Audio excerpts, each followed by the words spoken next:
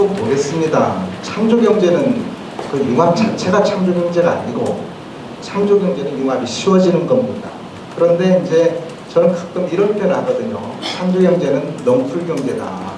담쟁이 넝쿨이나 포도 넝쿨이나 등나무 넝쿨처럼 아이디어가 주렁주렁 매달리게 하면 되는 것이지 왜 어떤 걸 타깃을 정해가지고 이렇게 해라고 이 지정을 해주느냐 이렇게 생각을 합니다. 이 과거에 산업혁명기의 교훈을 한번 보면 말이죠. 2차 산업혁명 때입니다. 1860년대 중반인데요. 증기 이 자동차가 영국에서 개발이 됐습니다. 그런데 이게 시속 30마일로 달립니다. 50km쯤 달리는데요. 마차 사업자들이 이의를 제기했습니다. 이게 오니까는 자기 사업에 이제 그 적대적이잖아요. 그래서 규제를 만든 게 뭐냐면 천천히 달려라. 그래가지고 시내에서는 3km, 시외에서는 6km까지 달릴 수 있다. 앞에 붉은 깃발을 들고 이걸 신호를 해주고 저녁에는 붉은 랜턴을 들고 그래서 마차 속도보다 더 빨리 가지 못하게 이렇게 합니다. 30년간 이 짓을 했습니다. 영국에서. 그랬더니 어떻게 됐느냐. 독일이나 미국이나 프랑스에 비해서 영국은 자동차 산업이 없잖아요. 그죠? 그런 현상이 생기더라고요. 아까 우리 이민하 회장님 당뇨폰 2002년인가요? 2004년인가요? 2002년대 맞죠? 예. 그런데 이거를 만들었는데 이게 혈당 관리도 하고 투약 관리도 하는 그런 이제 그 의료 서비스 IPBT가 결합된 거죠. 그런데 이걸 검사하고 인증해줄 소관기관이 어디냐 이런 규정이 없었어요. 그러니까 이게 통신기기냐 의료기기냐 이걸 놓고 한참 싸웠습니다. 그러다가 이제 결국은 의료기기로 분류를 했습니다. 해가지고 그렇게 하니까는 이제 이걸 만든 사업자가 의료기기 제조 허가를 받아야 되고요. 그 다음에 이제 의료기기 품목 허가를 받아야 됩니다. 그래서 여기까지 받았습니다. LG전자가요. 그런데 이제 다 만들어 놓으니까 이걸 판매를 하려면 의료기기 판매 허가를 받으라는 거예요. 그러니까 여러분들 휴대폰을 의료기기 상점에서 사야 된다는 이야기입니다. 그래서 포기를 했습니다. 포기할 때까지 시간 한 4, 5년 걸렸습니다. 그러니까 얼마나 우리가 세계 최초로 만들어 놓고 엉터리 같은 기술인가를 알 수 있습니다. 용이 한 마리 그려져 있죠. 이제 규제의 방향에 대해서 말씀드리겠습니다. 저는 가끔 이런 예를 잘 듭니다. 용은 여러 동물의 합성입니다. 용에는 소도 있고 토끼도 있고 잉어도 있고 사슴도 있고 호랑이도 있고 매도 있습니다. 그런데 용을 보면 그런 합성은 안 보이고 고유한 상서로움이 있거든요. 이게 융합입니다. 그런데 과거의 2차 산업혁명, 3차 산업혁명 우리가 산업화를 이렇게 쭉 했던 기간 동안에는 각 정부 부처가 각각 이 동물 한 마리씩을 배당해놓고 세계에서 제일 좋은 동물을 그려봐라.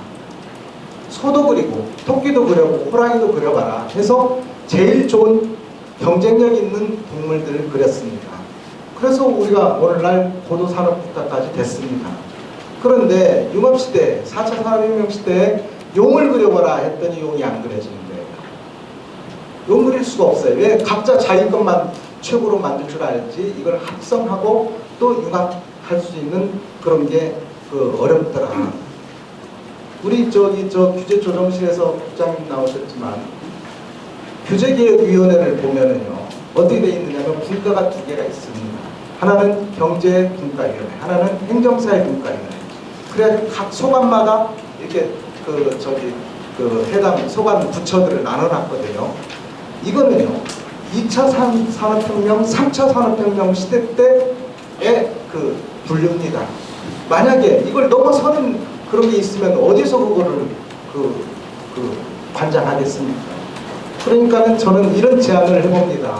말하자면 신분야 분과위원회를 하나 신설해라. 제3회. 그래서 소관을 넘나드는 그런 융합적인 제도를 하나 만들 때는 그런 쪽에서 할 수 있도록 하자.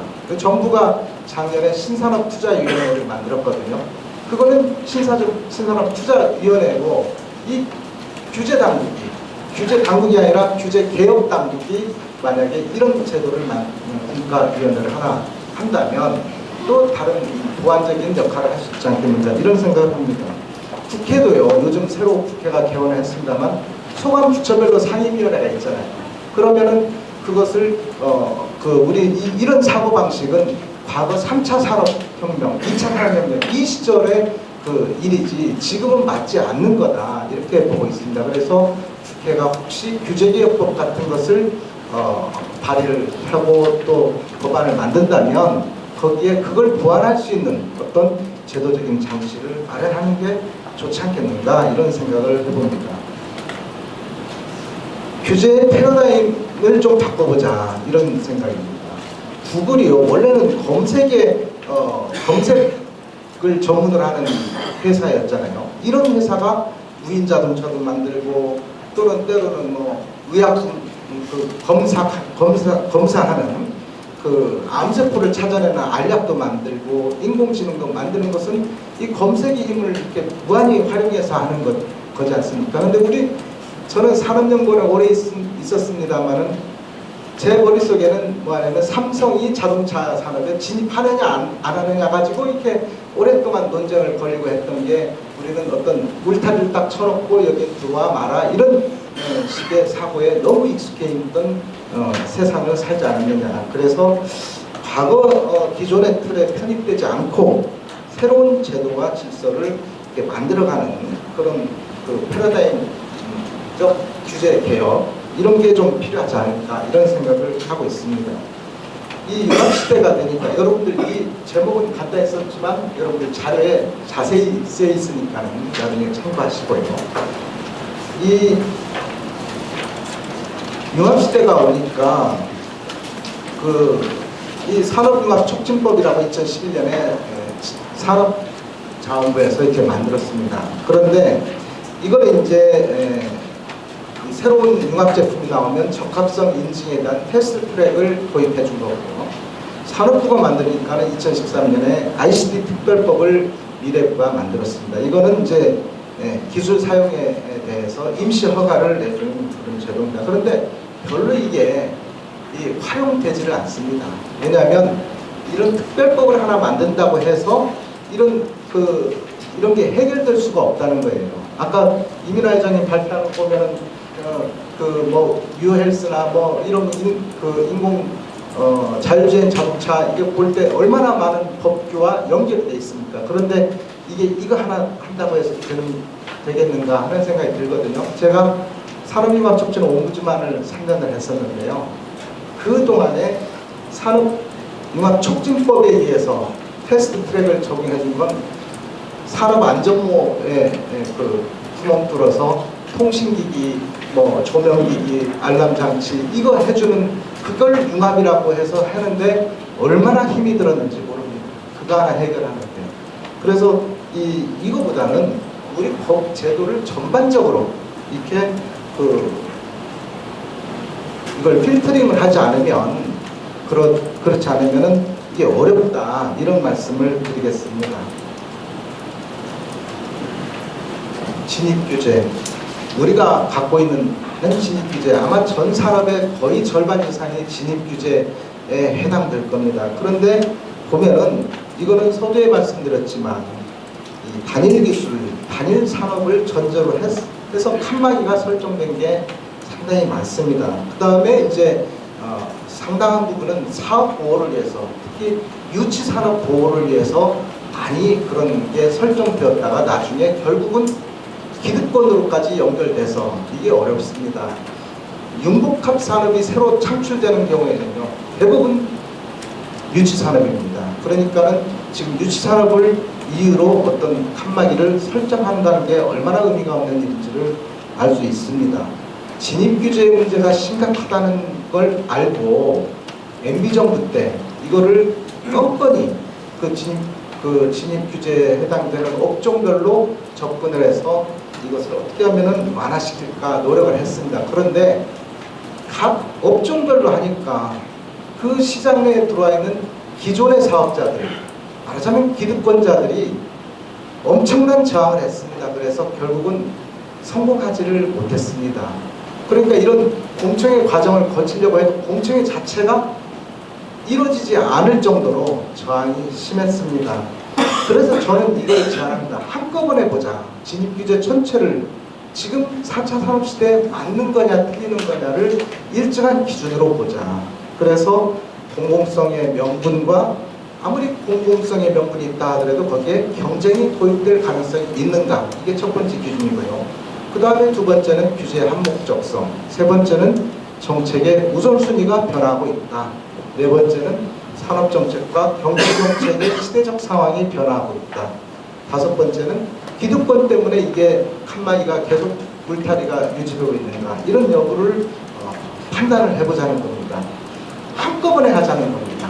한꺼번에 하면은 어느 정도 단일 업종별로 접근하는 것보다는 저항이 사회적인 그런 압력 때문에 저항이 적지 않겠는가, 이렇게 보고 있습니다. 단지 정부가 힘이 있을 때 가능하다는데, 지금 여러분들한테 제가 말씀드리는 거는요, 다음 정부 초기에 해야 된다는 겁니다. 이번 정부 초기에도 제가 그걸 주장을 했었습니다. 정부가 힘이 있을 때 이게 가능하다. 사실 작년 11월에 정부가 규제개혁 민간합동 우선 회의에서 이 얘기를 했는데요. 우리나라 인증제도를 203개를 일괄해서 그 존치 필요성을 재점검해본 일이 있습니다. 그래가지고 72개는 폐지하고 77개는 이제 요건을 개선했는데요. 진입규제 전체에 대해서도 이런 일이 가능할 수 있다. 저는 이렇게 보고 있습니다.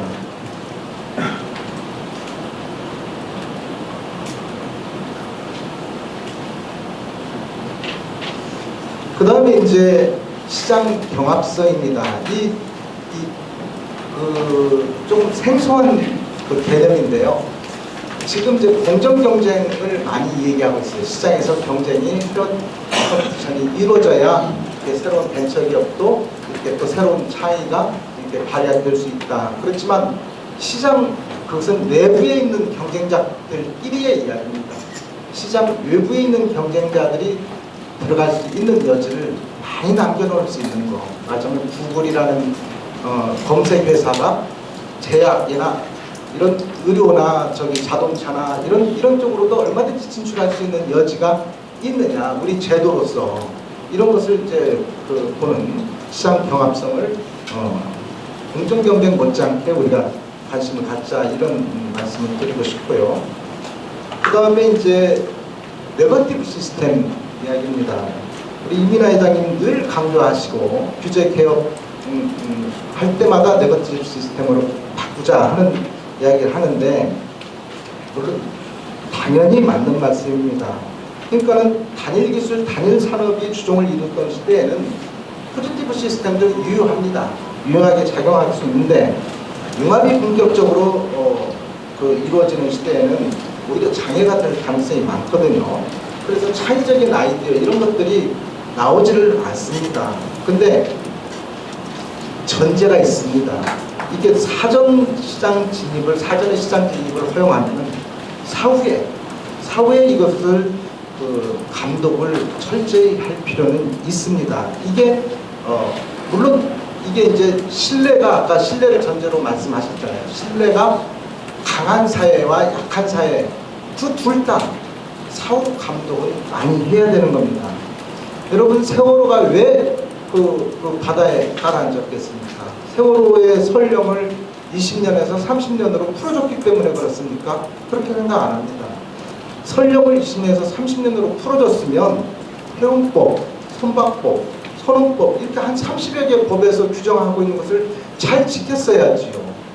그러니까 사후적으로는 잘해야 되는데 우리는 오만 관심이 어디에 쏠려 있느냐, 이걸 허가해 주느냐 안 해주느냐에만 쏠려 있지, 사회적인 디시플린이 안 돼 있으니까 이게 네거티브 시스템을 도입하는데 저는 굉장히 조심스러운 사람입니다. 도입은 해야 됩니다. 그런데 도입할 때 많은 준비 단계가 필요하다, 이렇게 말씀을 드리고 싶습니다.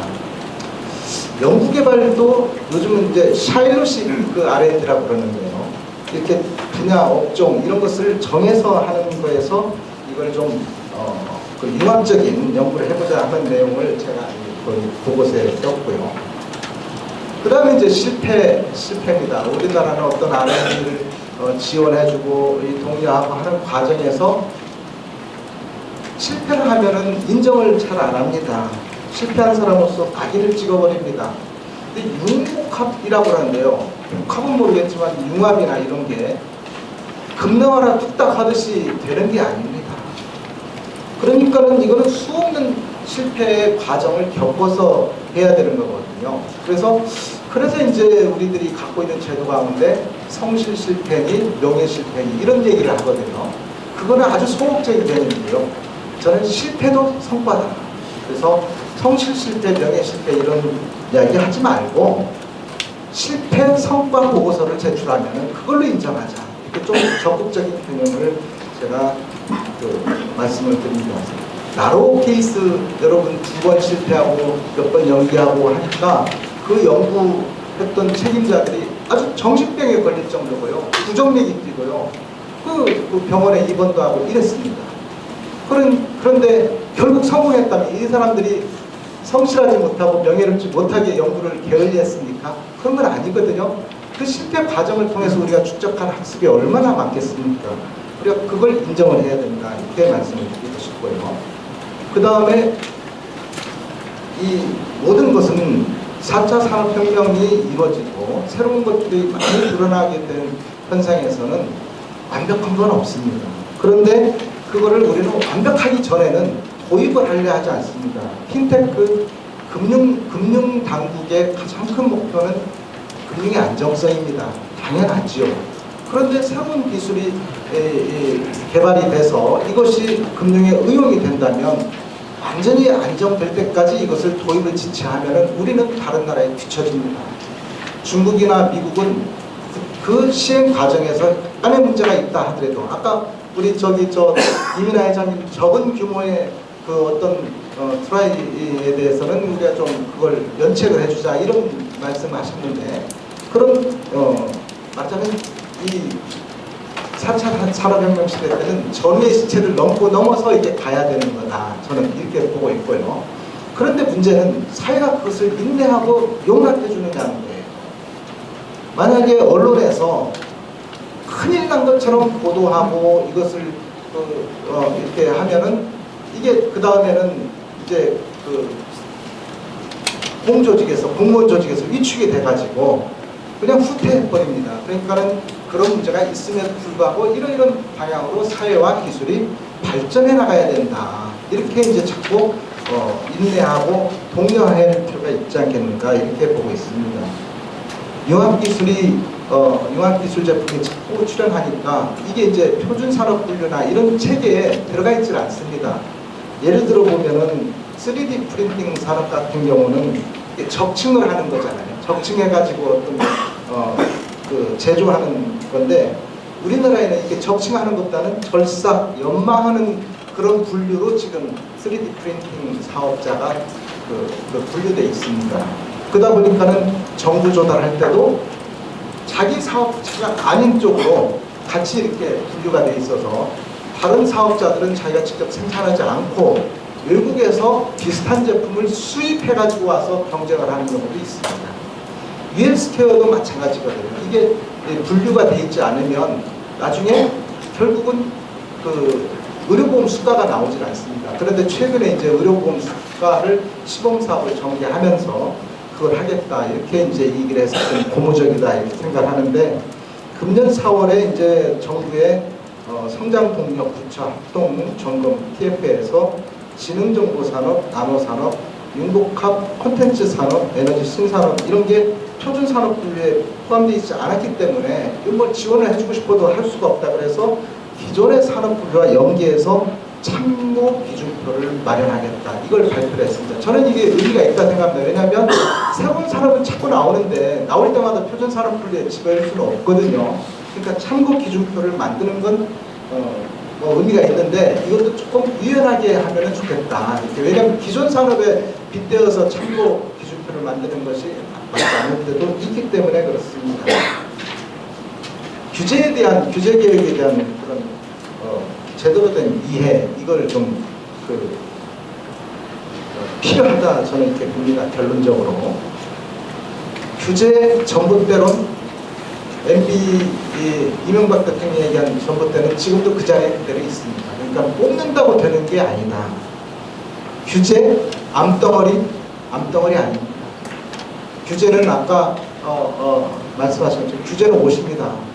규제는 옷인데 옷을 벗기면 되겠습니까? 제대로 맞게 입혀주도록 해야죠. 그러니까는 이게 그 잡초니까는 뿌리채 뽑아야 된다. 그렇게 얘기를 하는 순간 규제개혁은 물 건너가는 것이 된다. 왜?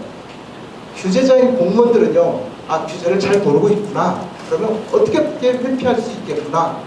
이렇게 머리가 돌아갑니다. 그러니까 규제에 대해서 정확하게 이해를 해야 된다. 규제개혁을 그렇게 소리 높여 부르짖고, 규제가 손톱 밑 가시라고 얘기하고, 암덩어리라 했는데, 규제 심지어 단두대라는 표현까지 썼는데, 그럼에도 불구하고 여전히 규제개혁이 체감되지 않는 이유가 뭡니까? 규제개혁 그 평가를 보면 그 MB 정부 시절에 2008년에 이제 조사를 했어요. 2008년 조사했더니 일반 국민이 한 60점쯤 나왔습니다. 그리고 이제 그 2008년에 하고 2011년에 했더니 65점. 그런데 2016년에 한 거는 63점이 나왔거든요. 사실 MB 정부보다 지금 박근혜 정부가 더 많은 규제 개혁에 노력을 기울이고 진전이 있다고 생각하는데 왜 이런 평가가 나왔을까? 우리가 생각해 보는 그 많은 노력 가운데 첫째는 규제 개혁에 대한 접근을 암덩어리로 생각하고 했는데 암이 아직 제거가 안 됐다고 생각을 하는 거예요. 그러니까 전봇대도 안 뽑아지고, 그러니까 사람들이 암에 비유했는데 암이 아직 안 났으니까는 이 점수를 이렇게 다 크게 주는 게 아닙니다. 두 번째는 규제의 패러다임적인 혁신이 없었다. 그냥 조금씩 개선을 해나간다.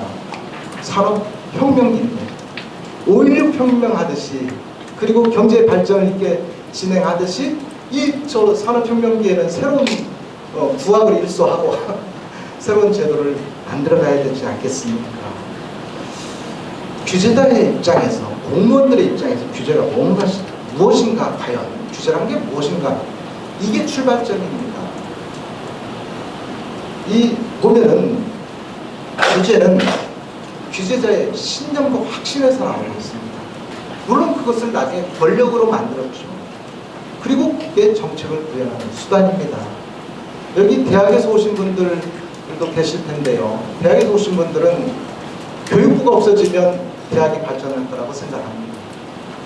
그런데 교육부 당국자들은 뭐라고 생각하십니까?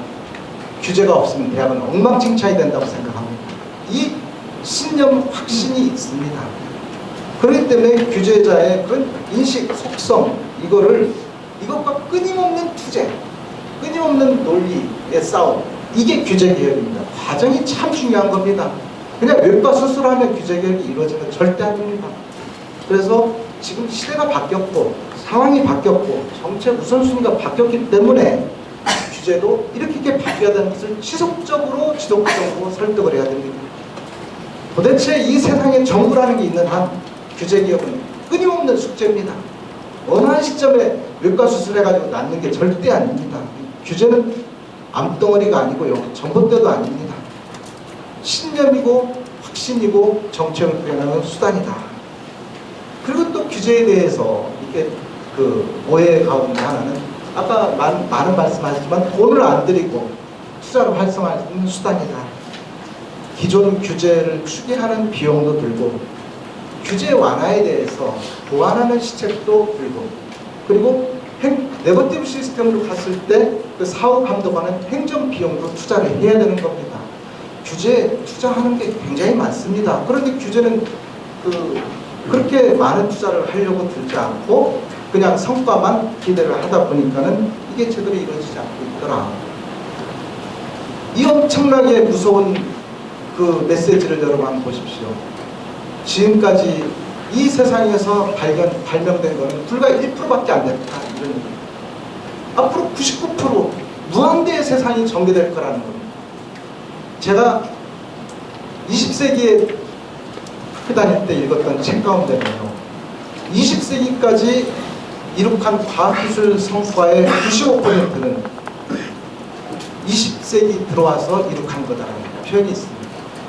1차 대전, 2차 대전을 통해서 전쟁기의 과학기술이 많이 발전했고 미국과 소련 간의 군비 경쟁과 우주 경쟁을 통해서 많은 과학기술이 발전했습니다. 그걸 토대로 2차, 3차 산업혁명이 이루어질 거라는 거죠. 그러니까는 어떤 토대 위에 이루어질 거다. 우리는 그거를 빠른 속도로 추격해 갔습니다. 21세기에 구글의 비밀연구소를 만든 구글 X의 창설자 세바스찬 스런이요, 바로 지난달에 서울 디지털 포럼에 와서 한 이야기입니다. 불과 1%밖에 지금 이룬 게 없으니까 앞으로는 무한한 세상이 올 거다라는 이야기입니다. 그러면 여기에 우리가 대응할 수 있는 규제의 유연성이 있어야 되지 않겠습니까? 그걸 마지막으로 말씀드리고 마치겠습니다. 감사합니다.